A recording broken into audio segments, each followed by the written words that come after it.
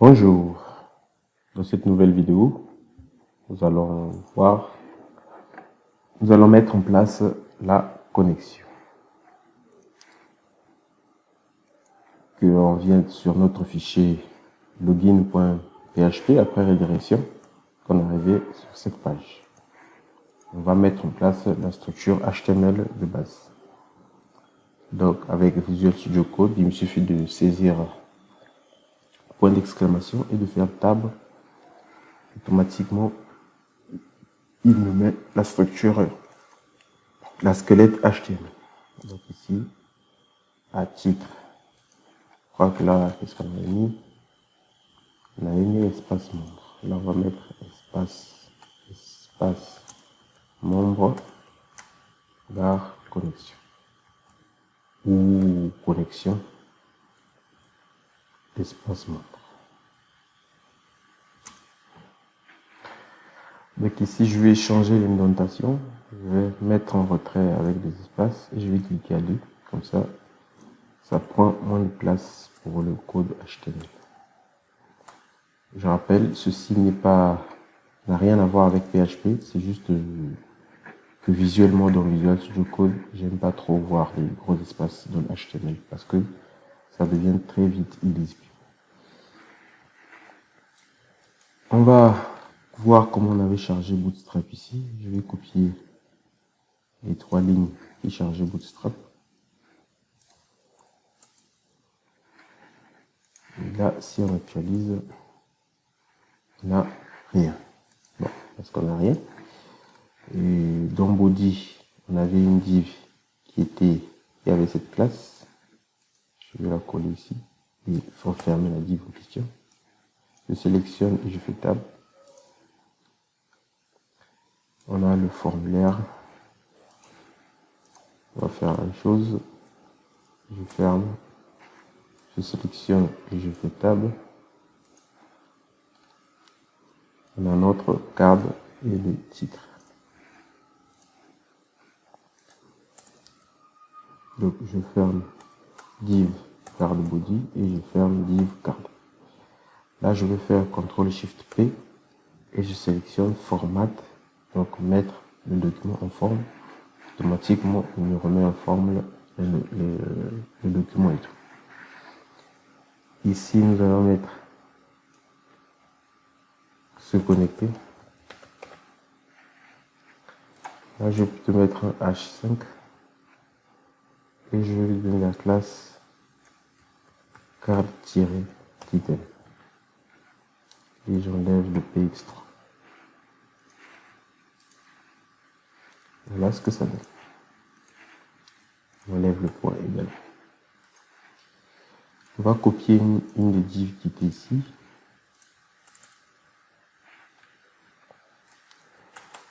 Donc là, plutôt que du nom, on va mettre email, label for email. Le type ici c'est email, id email, name email. On va enlever value pour le moment. Et on va enlever ça pour le moment aussi. Je vais dupliquer cette div. Et on va mettre mot de passe. Là c'est mot MDP, donc mot de passe. ID ici, mot de passe. Le type c'est password. Et le name c'est MDP, donc mot de passe. Si j'actualise, j'ai quelque chose qui ressemble à ça. Après il reste le bouton. Le bouton on avait ceci.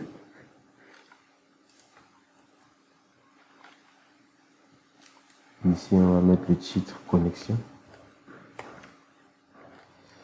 Et ici on va mettre se connecter.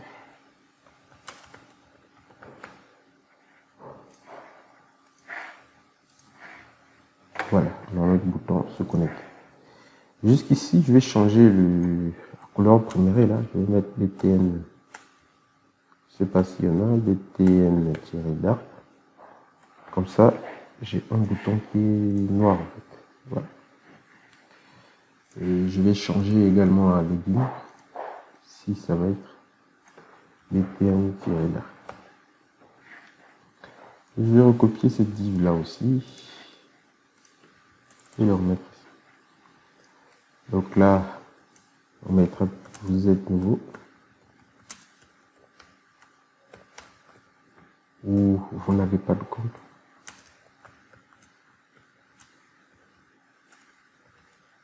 Le corps du compte. Là, on mettra s'inscrire. Ici, à se connecter, on va mettre le lien vers login.php.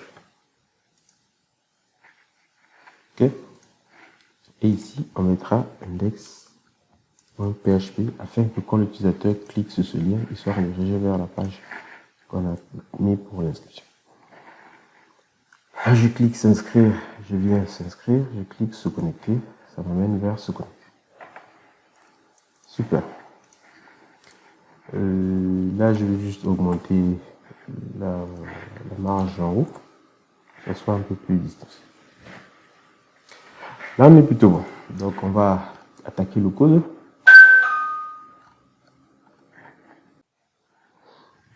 Donc, on va tout de suite attaquer le code. Là, en haut, on va ouvrir PHP et on va le refermer tout de suite. Pour rappel, quand on ouvre PHP et qu'on ferme, tout ce qui est au milieu doit être du code PHP. Donc ici, on va faire comme la dernière fois, if i7 $post email. Ça veut dire que si dans post il y a email, le formulaire a été soumis. Ok. On récupère l'email, $post email. On récupère le password, MDP.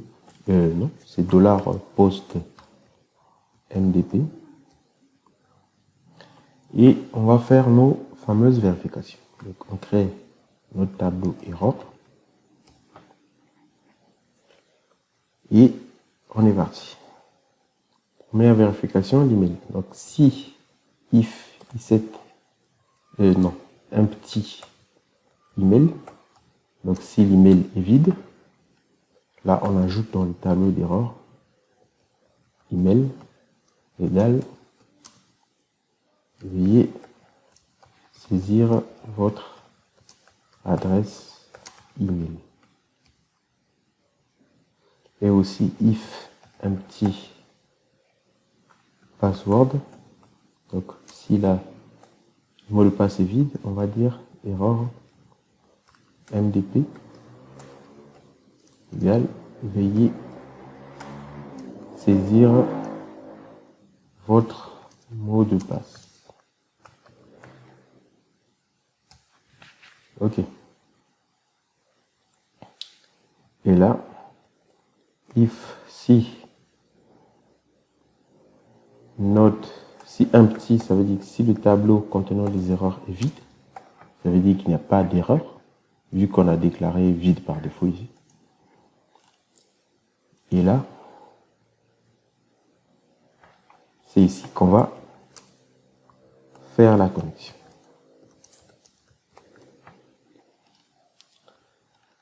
Donc, on va déjà afficher les valeurs par défaut ici. Là, j'ai mis un truc contrôle. On avait value, $post mail ou vide. Pour rappel, ça c'est égal, donc ça avec égal, c'est égal à PHP echo. Ok, c'est un raccourci. Donc là, je demande à PHP affiche ce qu'il y a dans affiche ce qu'on a posté dans email. Maintenant, si jamais dans post il n'y a pas d'email ou que post il n'y a rien, donc avec cet opérateur là, affiche une chaîne vide. Pour le mot de passe, on ne va pas compléter parce que on veut que l'utilisateur puisse saisir son mot de passe à chaque fois. On ne veut pas que le mot de passe soit pré-rempli par défaut, donc on ne met rien. Je vais copier la div qui nous servait d'afficher les messages d'erreur. Et pour l'email, on le met ici. On mettra email. Je copie la même div.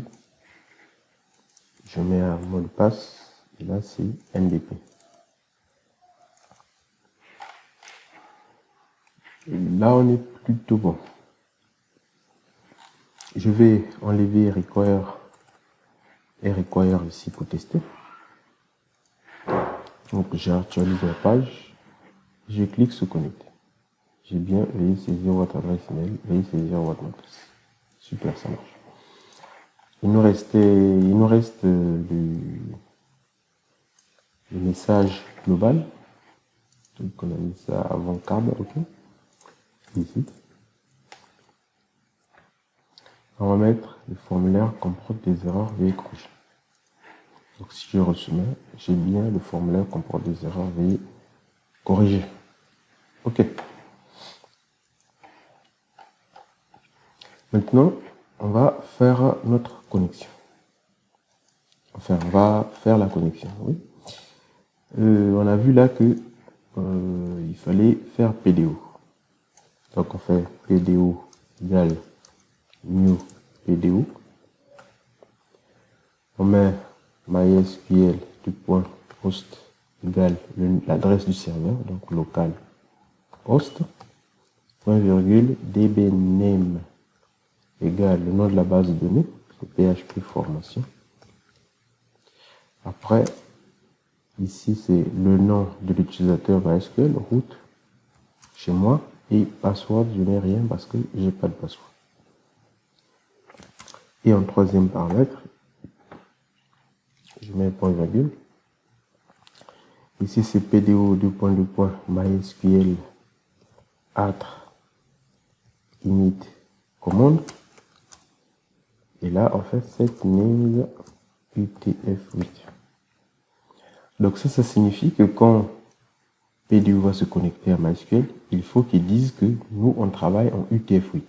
UTF-8, c'est l'encodage dans lequel il y a les caractères accentués, les caractères spéciaux et tout. Si vous ne faites pas ça et que vous enregistrez des utilisateurs qui ont des noms avec des accents, bah, vous risquez d'avoir des affichages qui sont bizarres. Donc, on a notre PDO. On va lui faire PDO set attribute. Et on va faire PDO atr per mode. Et là, on va faire PDO r mode exception. Ça signifie de dire à PDO que si la requête SQL est invalide, affiche une exception, donc affiche un message au lieu de rester sur le script. Parce que par défaut, il n'affiche rien et en tant que développeur, quand quelque chose ne marche pas et qu'il n'y a rien, on comprend, on est absolument perdu. Ok, voici pour PDO. Maintenant, il ne nous reste plus qu'à faire la requête. Donc on va créer rec égale PDO. Et là, on va faire prépare-nous cette requête. La requête va être select to from utilisateur where email égale email et and password égale password.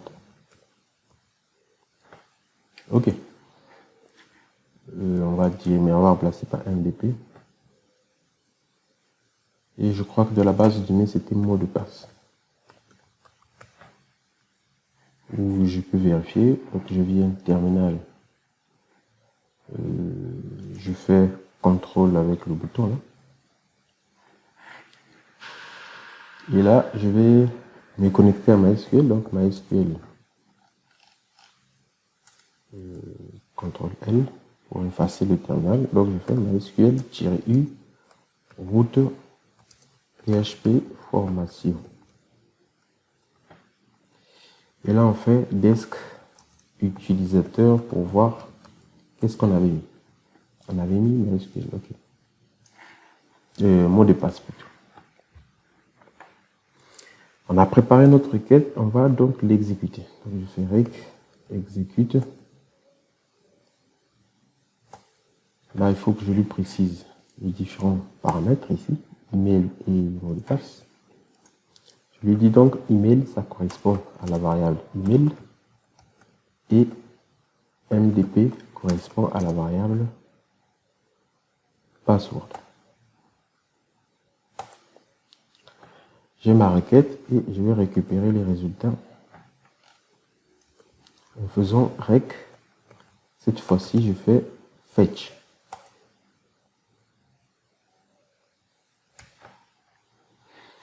Donc la dernière fois ici, on avait fait fetch column. Fetch column, en fait, c'est pour récupérer que un seul résultat. Donc la valeur qui est envoyée directement par la requête. Si vous vous rappelez, quand on avait fait select count, ça renvoyait une seule colonne qui avait le nombre d'utilisateurs qui correspondait à cet email. Mais nous ici, on a une requête qui va renvoyer plusieurs colonnes. Donc si je vous montre, voilà. Ça va nous renvoyer en faisant étoile là, ça va nous renvoyer ID, nom, prénom, donc plusieurs colonnes. Là en ce moment, si je fais fetch column, ça ne va pas fonctionner. Donc là, il faut faire fetch, comme ça puisse renvoyer toutes les colonnes qui correspondent à ceci. Et je vais faire var dump résultat pour voir que contient le résultat. Donc var dump, c'est une fonction qui permet d'afficher le contenu d'une variable. La différence avec echo, c'est que echo affiche une chaîne de caractères, mais var dump affiche à peu près n'importe quoi qu'on lui passe en parle. On va réessayer. Je soumets un formulaire vide. Voilà, les messages d'erreur qui apparaissent. Je mets une adresse mail qui n'existe pas. 1, 2, 3, 4, 5, 6. Se connecter. J'ai ici, il me dit que résulte contient boolean false. Ça veut dire que quand l'utilisateur n'existe pas, ça renvoie un boolean false. Et on va voir le cas où quand l'utilisateur existe. Donc ici, je vais sélectionner. Je vais interroger la table d'utilisateur pour voir les utilisateurs qui sont là. On avait un utilisateur avec cette adresse email, toto@mail.com. Je mets toto@mail.com, mot de passe 1, 2, 3, 4, 5, 6, et puis j'exécute. Là, je n'ai plus boolean, mais j'ai un tableau. Donc, il me dit que dans résulte, il y a un tableau erré avec ses différentes champs. Donc, il y a le nom, il y a le prénom, avec les différentes clés et l'email, et ainsi de suite.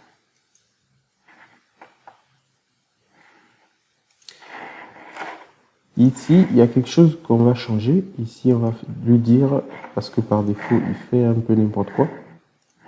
On va lui dire de faire PDO fetch assoc.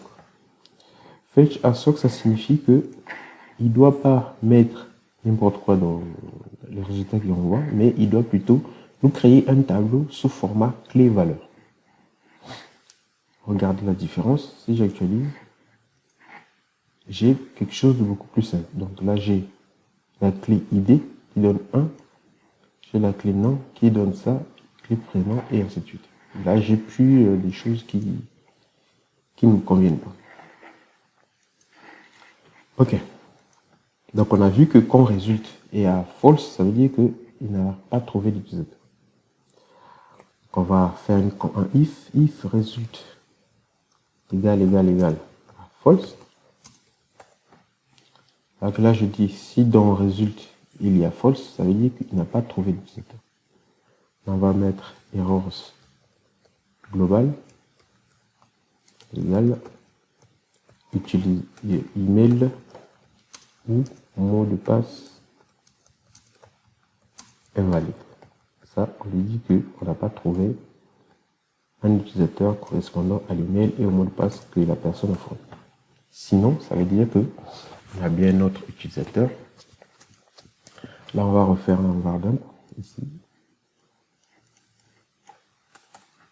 Et on va tester. Là, je mets 1, 2, 3, 4, 5, 6. Je soumets. J'ai le formulaire comporte des erreurs. Et là, en fait, ce que je veux, c'est pas qu'il m'affiche utilisateur au mot de passe invalide. Et non, le formulaire comporte des erreurs. Donc, on a mis dans erreur globale ici, email. Et là, plutôt que d'afficher à chaque fois l'utilisateur, le formulaire comporte des erreurs, on va plutôt faire, donc j'ouvre PHP. Je dis affiche erreur globale. Si je fais ça, voilà, global, ou si ça n'existe pas, donc avec les deux points d'interrogation, affiche le formulaire comporte des erreurs. Ok. Donc là, je mets 1, 2, 3, 4, 5, 6. J'enregistre. Là, j'ai bien l'utilisateur qui existe, mais je vais mettre un mauvais mot de passe. 1, 2, 3. Je clique me connecter. J'ai email au mot de passe. Si j'enlève l'email et que je soumets, vu que global n'existe pas, donc dans erreur ici, il n'y a pas global, il affiche le formulaire comporte des erreurs. Ok.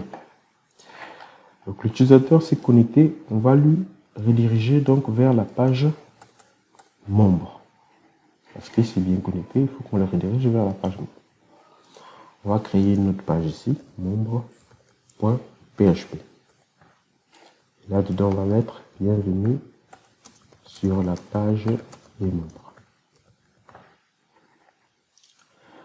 Donc, rappelez-vous, pour la redirection, on avait mis header location de membre.php. Et là, on fait die. Ok. Donc, on va essayer. On met tout. On met 1, 2, 3, 4, 5, 6. Se connecter. On est bien sur notre page membre. Là, on s'est connecté correctement.